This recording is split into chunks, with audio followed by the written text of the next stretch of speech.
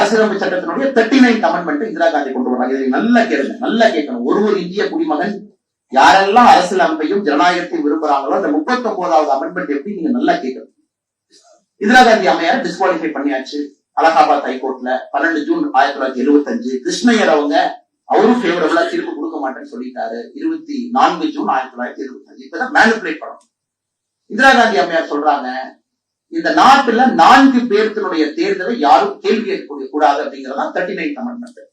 அந்த 4 பேர் யாருன்னா பிரதமர், ஜனாதிபதி, துணை ஜனாதிபதி, ஸ்பீக்கர். இந்த 4 பேரை நம்ம தேர்ந்தெடுத்த பிறகு யாருக்கும் எப்படி தேர்ந்தெடுத்தீங்கன்னு கேட்கிற அதிகாரத்தை எடுப்பதுதான் 39வது அமெண்ட்மெண்ட், 39th அமெண்ட்மெண்ட். அதை எப்படி கொண்டாடுறாங்க பாருங்க. ஆகஸ்ட் 7 1975 வியாழக்கிழமை, நல்லா ஞாபகம், வியாழக்கிழமை ஆகஸ்ட் 7 1975 பார்லிமெண்ட்ல அதை கொண்டு வர்றாங்க. ஏன்னா உங்களுக்கு தான் எமர்ஜென்சி கொண்டாந்தாச்சு.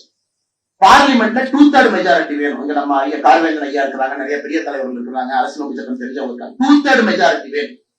2/3 மெஜாரிட்டி வேணுங்கிறது பார்லிமெண்ட்ல இருக்கிற எம்பி எல்லாம் பிடிச்சி சிறையில் அடைச்சாச்சு. எதிர்கட்சியில அடைச்சிட்டீங்கன்னா 2/3 வந்துடும். 100 பேர் இருக்காங்க, 30 பேர் ஜெயில அடைச்சிட்டீங்கன்னா மிச்சம் இருக்கிறது 70 பேர் இருக்காங்க. 2/3 ஒரு வந்துருச்சு. அப்படி பண்ணி பார்லிமெண்ட்டை கூட்டுறாங்க. அந்த வியாழக்கிழமை அன்னைக்கு ஆகஸ்ட் 7 1975 லா மினிஸ்டர் HR கோகலே இந்த 39th அமெண்ட்மெண்ட் கொண்டு வர்றாரு. இந்த 4 பேர்த்தினுடைய தேர்தலை யாரும் கேள்வி கேட்கக்கூடாது. வியாழக்கிழமை. வெள்ளிக்கிழமை ஆகஸ்ட் 8 1975 பாராளுமன்றம் அந்த பில்ல பாஸ் பண்ணி ஆக்டா மாறுதுங்க. பில்ல பாஸ் பண்ணது கையெழுத்து போடுது. சனிக்கிழமை ஆகஸ்ட் 9 1900 அரசியலமைப்பு சட்டத்தை மாற்றணும்.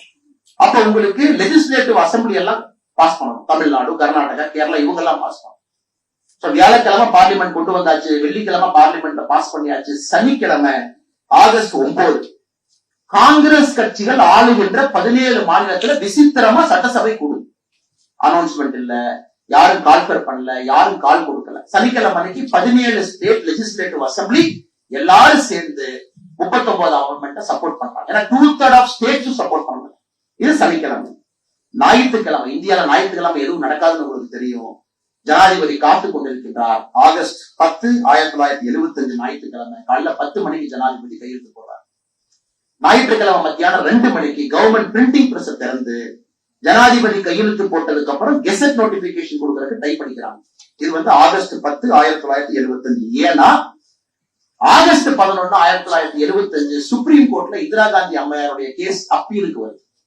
இந்த நியாயத்தை பாத்துருக்கீங்களா? வியாழக்கிழமை பார்லிமெண்ட், வெள்ளிக்கிழமை பாசிங், சனிக்கிழமை லெஜிஸ்லேட்டிவ் அசம்பிளி, ஞாயிற்றுக்கிழமை காலையில ஜனாதிபதி கையெழுத்து, ஞாயிற்றுக்கிழமை மத்தியானம் 2 மணிக்கு பிரிண்டிங் பிரஸ் ஓபன் பண்ணி பிரிண்ட் அடிக்கிறாங்க கெசட் நோட்டிபிகேஷன்.